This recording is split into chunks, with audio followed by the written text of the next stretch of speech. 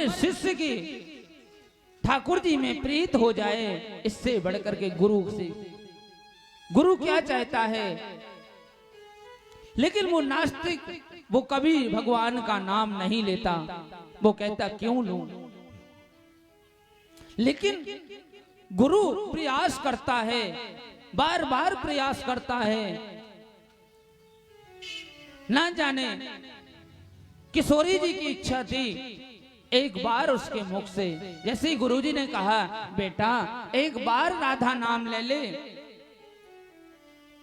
तो वो कहता है गुरुजी आप ये बताओ राधा नाम के लिए क्यों तुम मेरे पीछे पड़े हो। बस एक ही बार जिंदगी में उसने ये कहा राधा नाम। अब वो व्यक्ति मर जाता है, वो व्यक्ति मर जाता है। तो यमराज के पास में जाकर के इसकी जो बही खाता होता है, जैसे आप कर्म सत्कर्म जो करते हो आपको नहीं पता, लेकिन वहां आपके लिखित होती रहती। जब आपसे पूछते हैं कि बेटा आप गए थे, क्या दान किया, क्या संतों की सेवा की, क्या ब्राह्मणों की सेवा की, क्या आपने धर्म का काम किया है, आप कहते हो हमने ये किया वो किया। सब झूठ यहां बोलोगे तो वहां भी बोलोगे आप, क्योंकि जिस व्यक्ति को झूठ बोलने की आदत पड़ जाती है तो वो कहीं भी चला जाए वो झूठ तो बोलेगा ही बोलेगा। लेकिन वहां तो आपकी एक एक क्षण की रिपोर्ट लिखी रखी है। अब वो कहता है यमराज कि इस व्यक्ति ने जीवन भर कुकर्म करने के अलावा कुछ किया ही नहीं, लेकिन एक बार इसने राधा नाम उच्चारण करा। बोले महाराज सारी जिंदगी तो इसने पाप कर्म में लगा दी, लेकिन एक बार राधा नाम लिया, इसका क्या फल दिया जाए।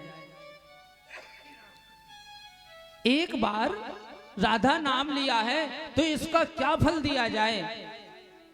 बोले ये तो मुझे भी पता नहीं है। जो यम के दूत थे यमराज के पास गए, बोले इसका मुझे पता नहीं, जो एक बार राधा नाम ले उसके लिए क्या फल दिया जाए। अब वो व्यक्ति खड़ा है, कह रहे नहीं पता। बोले चलो ब्रह्मा जी के पास में चलते हैं। अब उसके कहते मैं ऐसे नहीं जाऊंगा। बोले कैसे जाएगा तू। बोले मुझे पालकी पर ले चलो तब चलूंगा मैं, क्योंकि मूर्ख तो मूर्ख होता है। कहता मैं ऐसे नहीं जाऊंगा। बोले पालकी लेकर के चलो। यम के दूत और यमराज स्वयं उसकी पालकी में लगे हैं और ब्रह्मा जी के पास में गए और ब्रह्मा जी से पूछते हैं कि महाराज ये बताइए सारी जिंदगी इसने पाप कर्म किए हैं, लेकिन जो सतगुरुदेव की प्रेरणा से इसने एक बार राधा नाम लिया है, सिर्फ एक बार राधा नाम लिया है, इसका आप बताइए इसको क्या पुण्य मिलना चाहिए। ब्रह्मा जी बोले भ्रमित हो गए कि एक बार राधा बोला है, इसके लिए क्या पुण्य दिया जाए, ये तो मुझे भी नहीं पता। अब वो व्यक्ति कहता है नहीं पता। बोले शंकर भगवान के पास चलो। अब शंकर भगवान के पास जाने लगे, कह रहे आपको पता नहीं है तो चलो आओ पालकी में लग जाओ। आप जब आपको जानकारी नहीं है तो आप पालकी में लग जाओ। अब तो यमराज ब्रह्मा जी शंकर जी के पास में गए हैं और शंकर जी से पूछा महाराज जो एक बार राधा नाम लेता है उसका पुण्य बताओ क्या देना चाहिए, इससे पीछा छूट जाए, इसे पुण्य दे दा करके पीछा छूट जाए। शंकर भगवान बोले एक बार राधा नाम लिया है इसने सारे जीवन में, तो मैं क्या पुण्य बताऊं, इस तो मैं भी नहीं निर्णय कर सकता। अब भगवान विष्णु के पास में गए हैं। बोले शंकर जी को नहीं पता तो आओ मेरी पालकी में लग जाओ। अब तो ब्रह्मा विष्णु ब्रह्मा महेश लगे हुए हैं, विष्णु के पास में गए हैं। अब विष्णु के पास में गए, उनसे भी यही प्रश्न किया महाराज कि जो व्यक्ति अगर सारे जीवन पाप कर्म करता रहा हो और सिर्फ एक बार राधा नाम ले उसको क्या पुण्य मिलना चाहिए। विष्णु भगवान बोले मुझे तो इसकी जानकारी नहीं है। अब मूर्ख ब्राह्मण भक्त कहने लगा कि आ जाओ तो मेरी पालकी में लग जाओ, जो नहीं पता। यमराज ब्रह्मा विष्णु महेश चारों पालकी में लग गए और पालकी के ऊपर बैठा है और स्वयं कृष्ण भगवान के पास में गए और कहता है ब्रह्मा विष्णु महेश महाराज ये बताइए, जिस सारे जीवन जिसने पाप कर्म किया हो और सिर्फ एक बार राधा नाम लिया हो, उसको क्या पुण्य देना चाहिए, क्या पुण्य मिलना चाहिए और इससे होता क्या है? तो कृष्ण भगवान हंस करके बोले कि तुझे यही पता नहीं कि एक बार राधा नाम बोलने से यमराज ब्रह्मा विष्णु तेरी पालकी में लगे हैं और तू अभी भी पूछता है कि राधा नाम से क्या मिलता है और क्या पुण्य मिलना चाहिए? जब महाराज ने कहा राधा ही तो सर्वस्व है, राधा आधार शक्ति है, तो यही जीवन में जा बताओ कि एक बार जब राधा नाम से ब्रह्मा विष्णु महेश पालकी में लग सकते हैं, तो हम सभी से निवेदन करते हैं, महाराज जी ने भी यही निवेदन किया है आप लोगों से, हर पल हर श्वास राधा राधा राधा राधा। ये राधा नाम की नदिया कि राधा नाम नदिया कि राधा नाम नदिया की धारा बही जाए रे, राधा नाम नदिया की।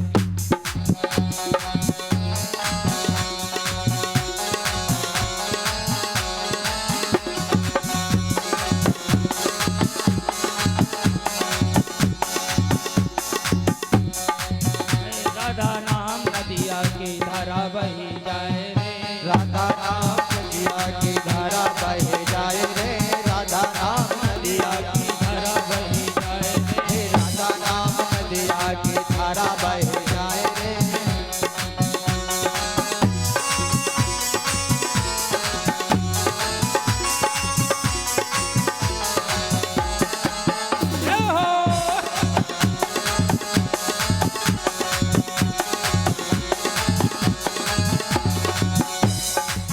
ब्रह्मा नाम रटेले पोथी, ब्रह्मा नाम रटेले पोथी, ब्रह्मा नाम रटेले पोथी, ब्रह्मा नाम रटेले पोथी, पोथी के पन्ना पोथी के पन्ना नदिया में बही जाए रे, राधा नाम नदिया की बही जाए रे, राधा नाम नदिया की धारा बही जाए रे, राधा नाम नदिया की धारा बही जाए रे, राधा नाम नदिया की धारा बही जाए रे।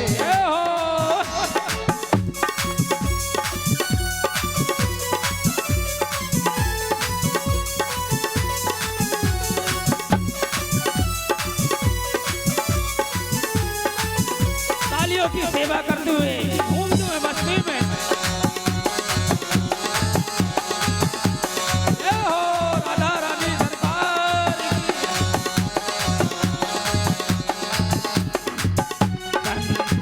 शंकर नाम रटेले डमरू, शंकर नाम रटेले डमरू, शंकर नाम रटेले डमरू, शंकर नाम रटेले डमरू, डमरू की डम डम डमरू की डम डम डमरू या में बही जाए रे, डमरू के डम डम जमुना में बही जाए रे, राधा नाम नदिया की धारा बही जाए रे, राधा नाम नदिया की धारा बही जाए रे।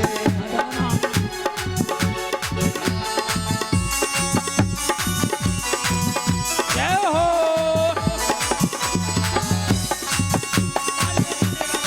मस्ती में झूमते हुए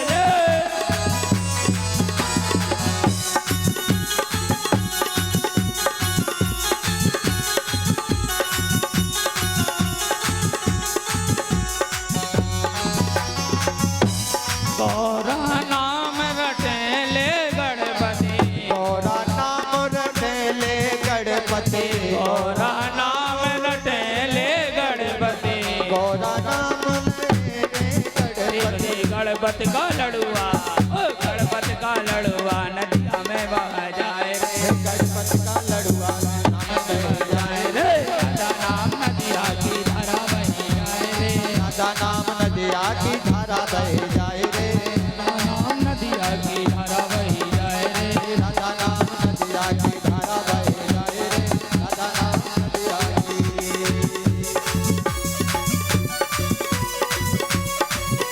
जय हो।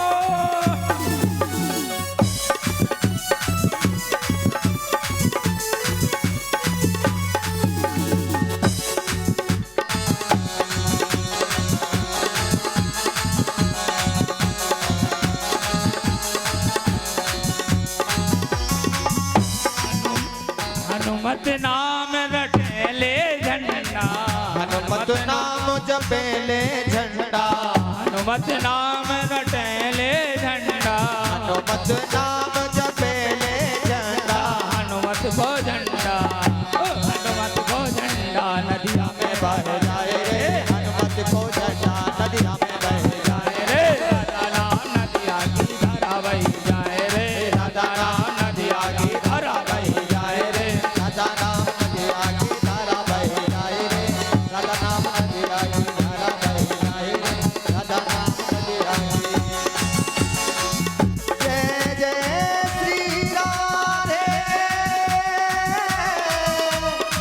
जय जय श्री राधे, जय जय श्री राधे, जय जय श्री राधे।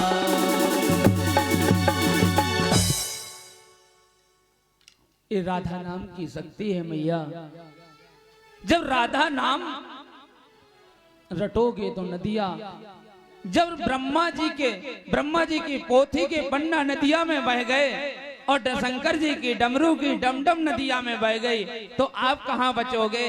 और ऐसे नहीं,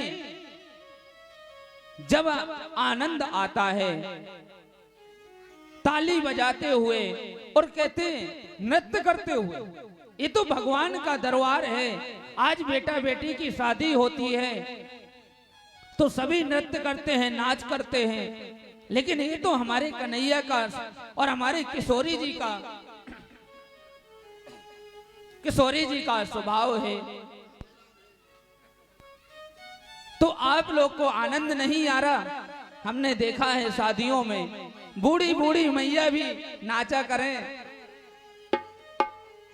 नृत्य करा करें, और ताली इसलिए बजाना है कि जो हमारे कर्म से पाप बनते हैं, जो हस्त रेखा होती है ताली बजाने से बदल जाती हैं। तो सभी भाइयों से भी निवेदन है और बहनों से, माताओं से, कि जब कीर्तन होए तो इन हाथों से होना ही क्या है, अरे भगवान के नाम की ताली बजा लो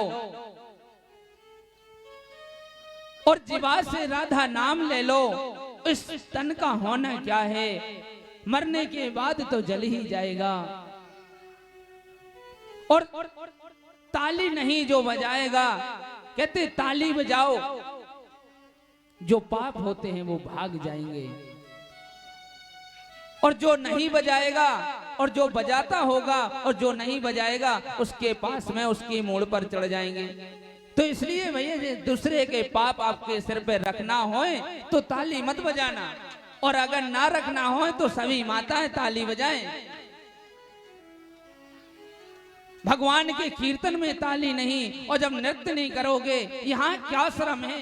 जो भगवान के दरबार में नहीं नृत्य करता है, जो भगवान के दरबार में नाचता नहीं है, वो 84 लाख योनियों में नाचता ही रहता है। अब ये आपके ऊपर है कि आपको 84 लाख योनियों में नाचना है कि भगवान के दरबार में नाचना है। भगवान के दरबार में नाचो, हम भी नाचें और आप भी नाचो, भगवान खुश हो जाएगा। इस संसार को नहीं दिखाना है, संसार को नहीं मुझे रिझाना है। मैं कथा केवल भजन गाता हूं तो अपने ठाकुर को रिझाने के लिए गाता हूं। मैं कथा कह रही हूं, मैं कथा कह रहा हूं सिर्फ भगवान को सुनाने के लिए, आप लोगों के लिए, क्योंकि आप भगवान के भक्त हो। इसलिए मैं कथा सुना रहा हूं, भगवान को रिझाने के लिए, इस जनता को रिझाने के लिए नहीं, इस संसार को रिझाने के लिए नहीं कि संसार रीझ जाएगा मुझे देख करके।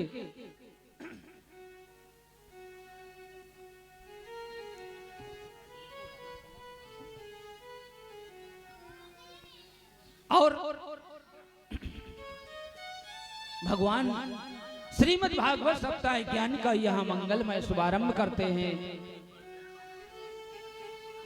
श्रीमद् भागवत का मंगलमय शुभारंभ करते हुए एक आपसे बात कहूं, दुनिया में कोई भी ग्रंथ खोलो, सबसे दुर्गा पुराण खोलो तो दुर्गा जी की स्तुति है, शिव पुराण खोलो तो शिव जी की स्तुति है, लेकिन भागवत में किसी देवता का नाम नहीं लिया, न किसी देवता की स्तुति की गई है। सिर्फ की गई है तो सत्य प्रतिपादित किया है, सत्य को प्रतिपादित किया है। आए मंगलाचरण करते हुए भागवत में, जन्मांधस्य यतो आदिचरण वेग्यं सुराटं तेनु ब्रह्म हृदय आदि कवि मोहन्ति यत्ते सूर्य तेजो बारि मृदा यथा विनिमयो यत्र त्रिग्रोसरः धाम्या सोन सदा हस्तकोहिकं सत्यं परम धीमहि। सत्य की वंदना की गई है। ये सत्य इसीलिए हम कहते हैं कि सत्य से बढ़कर के कोई धर्म नहीं है, सबसे बड़ा धर्म है तो कोई सत्य। सत्य बोलने का प्रतिपादित करो।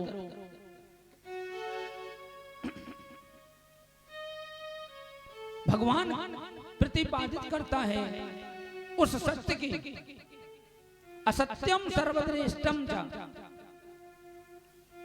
उस सत्य की हम वंदना करते हैं। सज्जनों, सत्य की बात है। भागवत में भी पहले भी सत्य की बात कर रही थी कि सच्चिदानंद रूपाय विश्वोत्पत्त्यादि हेतवे तापत्रये विनाशाय श्री कृष्णाय वयं नमः। पहले श्लोक में भी भागवत का प्रतिपादित किया था, असत्य से बढ़कर के कोई अधर्म नहीं है। जितना जो झूठ बोलता है ये सबसे बड़ा पाप। पुण्य कमाना है, पाप नहीं। कथा आपने सब सुनी है महाराज। ठाकुर जी का जो टूटी फूटी वाणी से गुणगान हो जाए, ये सबसे बड़ी कथा है। भगवान के मन लग जाए, ये सबसे बड़ी कथा है।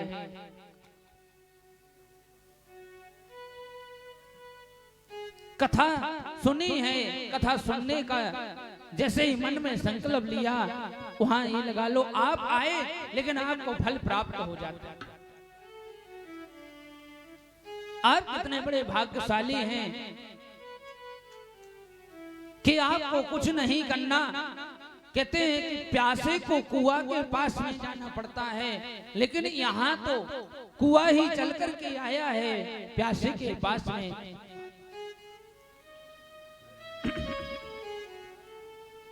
भागवत की कथा की महिमा है। ऐसा भागवत का दिव्य चिंतनमय स्वरूप, भागवत के चिंतनमय स्वरूप में भागवत जी का शुभारंभ कैसे होता है और भागवत की प्रकट कहां से हुई है। ये भागवत आई तो आई कहां से आई है, इस भागवत के विषय में भी जानना जरूरी है। कि निगम कल्पितरोर्गलितं फलम सुख मुखाद मृत्र द्रव्य संयुक्तम पिबत भाग्यवतं रसमाल्यम मोहर मोहर शिवाविका। सज्जनों, निगम है वेद,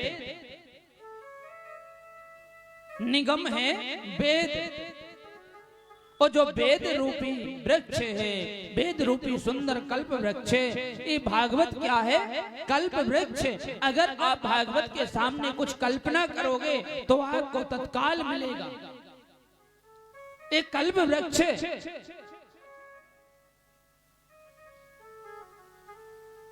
आप कल्पना कीजिए, भगवान तत्पर मिलेगा।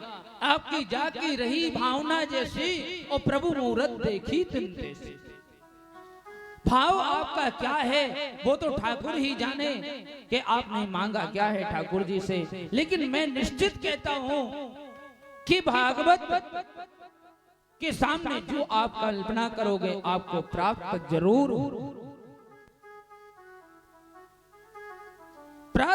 होगा। और कल्प वृक्ष उसका पका हुआ फल श्रीमद् भागवत है। यही तो पका हुआ बिल्कुल सुखदेव जी, हमारे सुखदेव जी का मुख लगने से ये फल नीचे की ओर आया है। आपने देखा होगा सुख यानी तोता, किसी पेड़ पर जाता है तोता, बेर या अमरूद को खाता है और खा के नीचे गिराता है,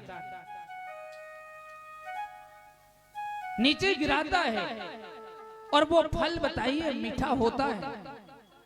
ये तो या ये हो सकता है कि तोता उसी फल में मोल लगाता होगा जो मीठा होता होगा, या तोता के मुख लगने से मीठा होता। तो सुखदेव जी महाराज से खट्टा फल भी मीठा हो जाता है। सुखदेव जी महाराज ने उस फल को नीचे की ओर किया और कहते हैं फल में महाराज गुठली भी होती है, बीज भी होते हैं, छिलका भी होते हैं। तो बताइए क्या खाएं? क्या फेंकना है? गुठली फेंकना है या छिलका फेंकना है? फेंकना क्या है? बोगे नहीं, ये तो द्रव्यम बिल्कुल रस से भरा हुआ है फल है, एकदम पका हुआ। इसमें तो एकदम अमृत भरा पड़ा है। कोई पीने वाला खाने वाला तो हो, कोई भक्त तो हो पीने वाला। भागवत में हर किसी के वश की बात नहीं है कि भागवत करवा ले, भागवत करवा नहीं सकता। जब ठाकुर जी की इच्छा होगी, जब बाकी बिहारी की कृपा होगी, तब आपको चुनते हैं कि हाँ ये शिष्य ठीक है। आप नहीं भागवत करते हो, ये तो भागवत की कृपा होती है, तब आपको चुना जाता है कि इस शिष्य अधिकारी है। आप में औकात है कि आप भागवत करवा सको? बताओ, अगर किसी में औकात हो कि मैं भागवत करवा सकता हूं तो बताओ।